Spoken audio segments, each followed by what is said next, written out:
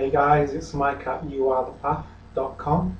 So I'm going to continue with the topic of how to handle difficult people, maybe remarks from people towards you, people coming at you with very uncompromising behavior. So in these type of situations, we want to take all of our power back. We want to be self-empowered, and we want to, I was going to say, we want to decide that we're going to get a positive experience from any interaction we have, regardless of that person's intentions towards us. I will come to that more in a while. So first of all, we're labeling these people as difficult with good reason, but there's a reason why we don't really want to do that. Imagine that you're walking down the street and someone walks up to you and says, "I hate your orange socks." And you look down and you're wearing white socks. You'd think, who's this crazy guy? I'm not even wearing orange socks. What an interesting fellow. And you'd go about your day.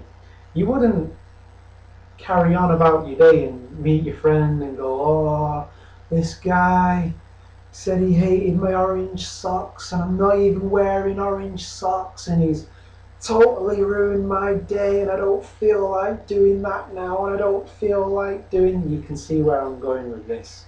And that triggers a story, may give us a convenient excuse not to follow through on the things that we decided we were committed to. It brings about this story within ourselves when we take it personally like that. Now, point being, you wouldn't do that in that situation because you're not even wearing orange socks. So you just think, well, see you later, and be on your way, because you would just be observing. You'd observe, I'm wearing white socks, nothing to do with me, and you'd be on your way. Now, that's the case a lot of the times when it comes to quote unquote awkward and difficult people. It's not about us, it's about them, whether they're having a bad day, a bad life, or some kind of insecurity within them, and they're finding it much easier to project that insecurity onto you, which can arouse your insecurities. And if that's what's happening, we can decide that we're going to get a positive experience out of it, because we want to face everything about ourselves, because we want to grow, we want to make full use of this life, and we don't want to be held back by any barriers that may be hidden in our closets. We want to get it all out in the open. And I say in the closet because usually these insecurities are learned behaviors. We're not victims, we're not broken in need of being fixed. This is just something that we've learned.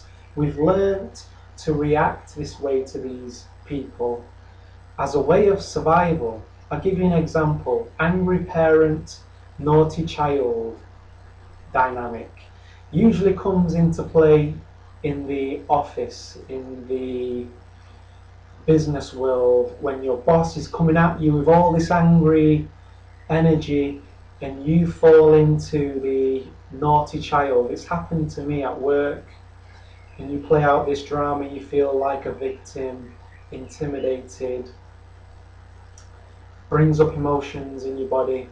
If that's what's happening, use the tapping.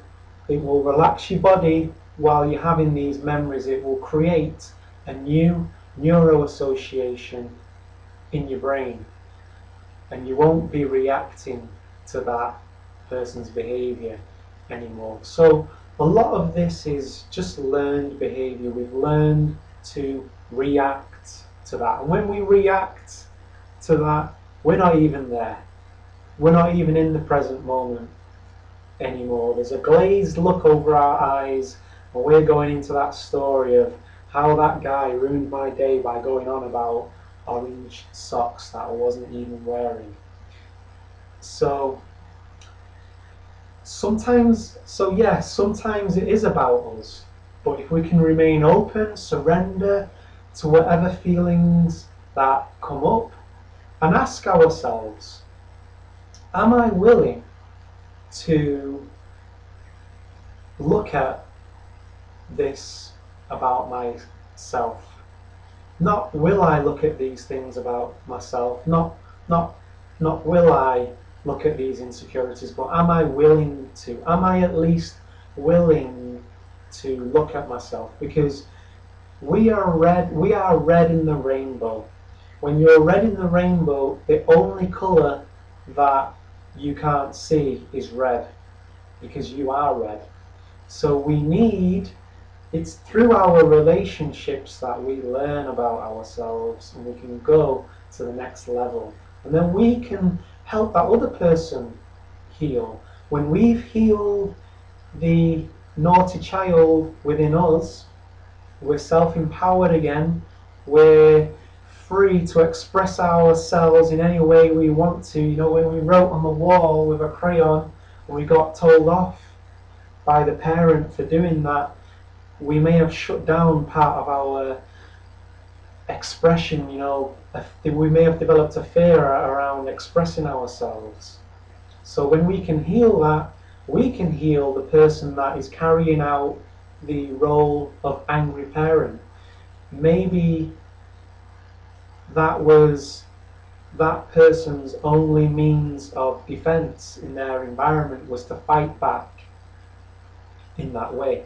So we can react in humor and help those people to heal. So a lot of the times it isn't about us, it's more about them. If we can stay in the moment, cultivate presence. It comes into play in so many areas of life. Just the very experience of your own existence. I took a walk a few days ago. We had some sun, can you believe it, here in the UK. The sun was shining through the trees, and I was just there, just witnessing this. The only word I can think of is glory. And while I was there witnessing this, the ego came in and tried to claim the experience by saying, I'm enjoying this experience now. Wow, aren't I great? I've cultivated presence. You know, the ego tries to come in and tries to claim everything, but I was aware that that's what he was doing, and then I said, oh, that was my ego talking. But then, was that my ego still? The ego can leave and then sneak in through the back door. That's why a lot of us refer to it as sneaky ego. And you've got to laugh at the tactics of the ego. And in drama, ego is usually what is playing a part, and we're wearing these masks where we're having these altercations with people. So we want to be the observer, observing it to the point that really it's like we're not even wearing, like when we were wearing the white socks. It's like their behaviour, what they're saying, has nothing to do with us. And if it's a stranger in the street, says something, we can just walk off, and we stay empowered, we stay centered. I'm going to be doing more videos on this subject, so stay tuned. Hope you got something from that, guys. Catch us on the next video. Peace.